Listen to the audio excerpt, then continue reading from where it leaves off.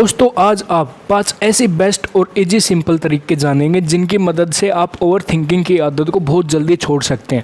बस हम आपसे इतना चाहते हैं कि आप वीडियो को फुल फोकस और पेशेंस के साथ एंड तक अच्छे से समझ के देखना, क्योंकि आज के टाइम में अधिकतर लोगों की कॉमन प्रॉब्लम ही ओवर थिंकिंग बन चुकी है, यानी ज़रूरत से ज़्यादा सोचना और बस सोचते सोचते वहीं फंस जाना, बिना कोई एक्शन लिए बस अपने माइंड में ही ट्रैप होकर रह जाना, जिसे साइकोलॉजी में एनालिसिस पैरालिसिस रूमिनेशन और परसेवरेटिव कोग्निशन भी कहते हैं।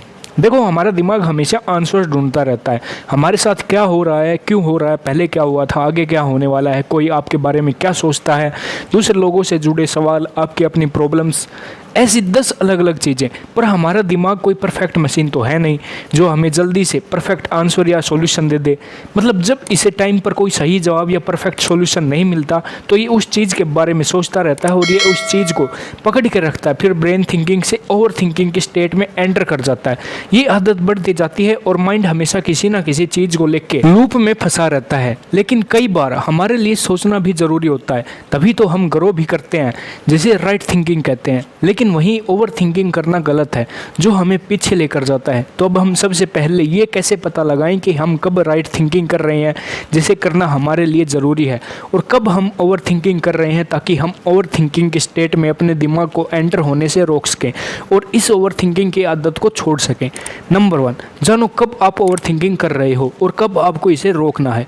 अब ये तो हम सबको पता ही है कि ओवर थिंकिंग नुकसानदायक है, लेकिन ये कैसे पता लगाया जाए कि हम ओवर थिंकिंग कर रहे हैं या राइट थिंकिंग। तो इसे समझने के लिए फॉर एग्जांपल मान लीजिए आप अपने ऑफिस से घर आ रहे हैं और वापस आते हुए आपके बॉस ने आपसे कहा कि मुझे तुमसे कुछ ज़रूरी बात करनी है, लेकिन वो बात हम मंडे को करेंगे। और अब बस आप पूरे हफ्ते यही सोचते हो कि वो क्या बात करेंगे, आपसे कोई मिस्टेक तो नहीं हो गई, कहीं मेरी जॉब खतरे में तो नहीं, और बस दिन रात यही सोचते रहते हो, जबकि आप इस बारे में कुछ नहीं कर सकते। आपको सोचने से कोई सॉल्यूशन नहीं निकलने वाला, फिर भी आप ओवर थिंकिंग कर रहे हो। जबकि आप जब मंडे को अपने बॉस के पास जाते हो तो बस इतना पूछना था कि वीडियो एडिटिंग के लिए अभी कौन सा लैपटॉप बेस्ट है, क्योंकि उसके भाई को भी वीडियो एडिटिंग सीखनी है, क्योंकि आप एक वीडियो एडिटर हो तो आपको इसके बारे में अच्छी जानकारी होगी।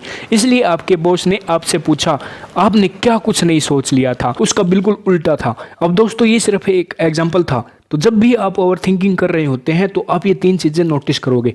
पहला, रेपिटेशन, जहां आप एक लूप में फंस जाते हो, एक ही चीज़ को बार बार अलग तरह से सोचते रहते हो। जैसे आपके किसी दोस्त ने या पार्टनर ने मजाक में कुछ ऐसा कह दिया जिससे आप बहुत ज़्यादा हर्ट हो गए, तो अब आप उस चीज़ के बारे में बार बार सोचते रहोगे कि उसने ऐसा क्यों कह दिया, वो हमेशा मुझसे ऐसे ही बोलता है, उसने मुझसे ऐसा नहीं बोलना चाहिए था, मैं बदले में ऐसा ऐसा बोलूँगा, या मुझे उस टाइम ऐसा बोलना चाहिए था तो फिर ऐसा होता और फिर वैसा होता, एक्सेट्रा एक्सेट्रा।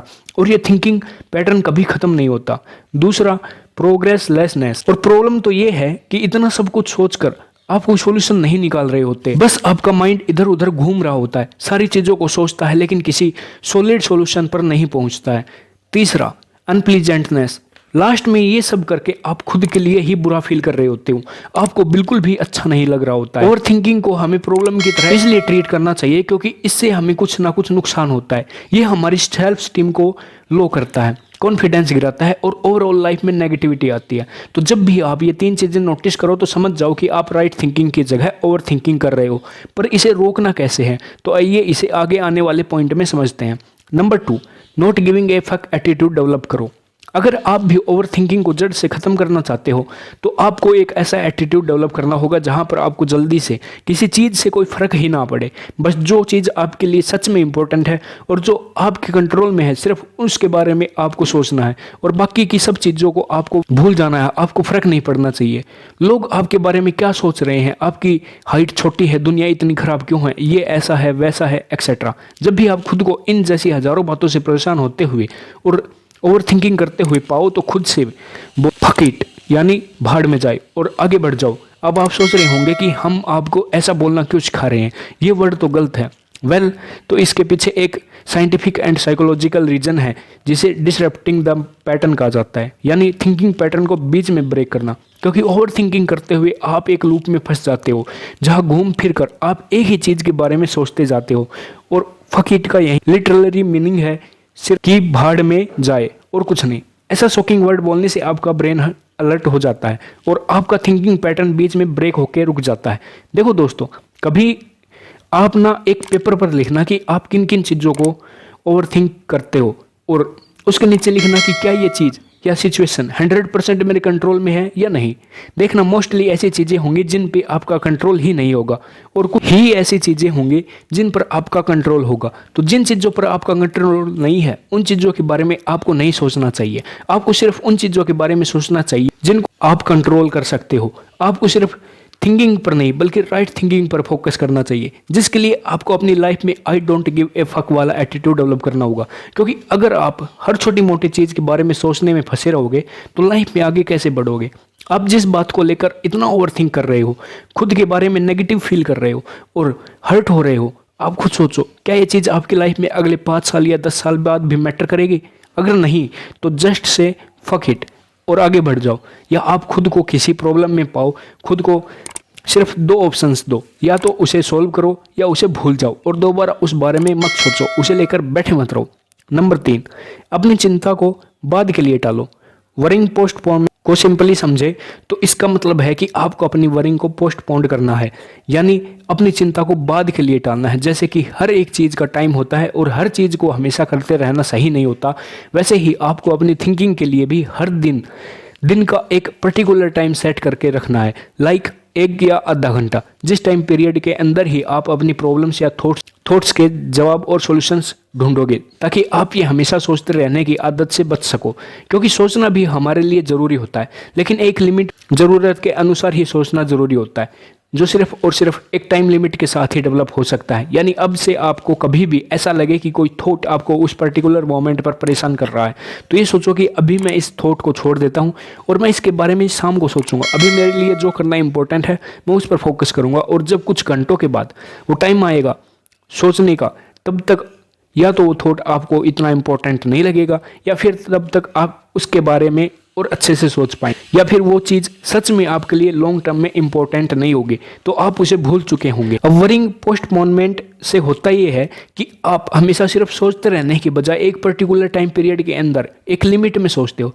अब क्योंकि आपके पास एक लिमिटेड टाइम ही होता है, तो आप इसमें आपके लिए जो सच में इंपॉर्टेंट है उन चीज़ों के बारे में ही सोचने का ट्राई करोगे। और मोस्ट इम्पॉर्टेंट, ऐसा करने से आप अपने कामों को और दूसरी चीज़ों को फुल फोकस के साथ कर पाओगे बिना उस वक्त ओवर थिंकिंग करने के। नंबर 4, पास्ट और फ्यूचर में कम बल्कि प्रेजेंट मोमेंट में ज़्यादा जीना सीखो। अच्छा, मान लो आपका कुछ हफ्तों में एक बहुत ही इंपॉर्टेंट एग्जाम है और आपने उस बारे में कुछ नहीं पढ़ा, और अब आप ये ओवरथिंक करके अपना और ज़्यादा टाइम वेस्ट कर रहे हो कि आप क्यों नहीं पढ़े, आपने पढ़ लेना चाहिए था। यानी पास्ट में हुई मिस्टेक को लेकर सोचे जा रहे हो, या फिर फ्यूचर को लेकर परेशान हो रहे हो और ओवरथिंक कर रहे हो कि आगे मेरा क्या होगा, अगर मैं एग्जाम में फेल हो गया तो मैं क्या करूँगा, अब मैं क्या करूँ। ऐसा करके आप अपने प्रेजेंट में और ज़्यादा टाइम वेस्ट कर रहे हो। तो ये सोचो कि आपने पास्ट या फ्यूचर के बारे में ओवरथिंक करके आपका एग्जाम अच्छा हो जाएगा, नहीं ना। तो अपने एग्जाम में अच्छा परफॉर्म करने के लिए आपको प्रेजेंट मोमेंट में रहकर जितना भी टाइम बचा है उसमें अच्छे से पढ़ाई करनी होगी, और यही एक आपकी प्रॉब्लम का इकलौता सॉल्यूशन है। ये सिर्फ एक एग्जाम्पल था, आप इसे अपनी किसी भी प्रॉब्लम के साथ जोड़ सकते हो। पर फिर भी ज़्यादातर लोग अपने माइंड में सिर्फ पास्ट और फ्यूचर के बारे में सोच रहे होते हैं, जिससे वो अपना प्रेजेंट खराब करते हैं। इसलिए जब भी आप जिस बारे में ओवरथिंक कर रहे हो, बस ये सोचो कि इस बारे में मैं अभी क्या कर सकता हूँ, चाहे वो एग्जाम के लिए पढ़ना हो या किसी से बात करके अपने कॉन्फ्लिक्ट को रिजॉल्व करना हो। आपके एक्शंस ही आपको सॉल्यूशन तक लेके जाएंगे। इसलिए अपने पास्ट और फ्यूचर की ओवर थिंकिंग से बाहर आओ और फिर प्रेजेंट में जीना शुरू। अगर फ्यूचर में जियोगे तो भी टेंशन में रहोगे, पास्ट में जियोगे तो दुखी, लेकिन प्रेजेंट में जियोगे तो आज में फोकस्ड रहोगे और ओवर थिंकिंग भी नहीं करोगे। Number 5, keep yourself busy. अब आपने ये तो सुना ही होगा कि एक खाली दिमाग शैतान का घर होता है। अब मानो या ना मानो, लेकिन अधिकतर लोगों की ओवर थिंकिंग की शुरुआत तब से होती है जब लाइफ में एक्शंस लेने के लिए बिजी नहीं होते, बल्कि सिर्फ सोचते रहने में हमेशा बिजी रहते हैं। लेकिन जब भी हमारी कोई ऐसी हैबिट, हमारा बिहेवियर बनने लगे, तो हमें हमेशा उसके ऑपोजिट करना शुरू कर देना चाहिए। यानी हमने ऑलरेडी बता ही दिया है कि आपको बाकी चीज़ों की तरह ही ओवर थिंकिंग टाइम भी डिसाइड करके रखना है।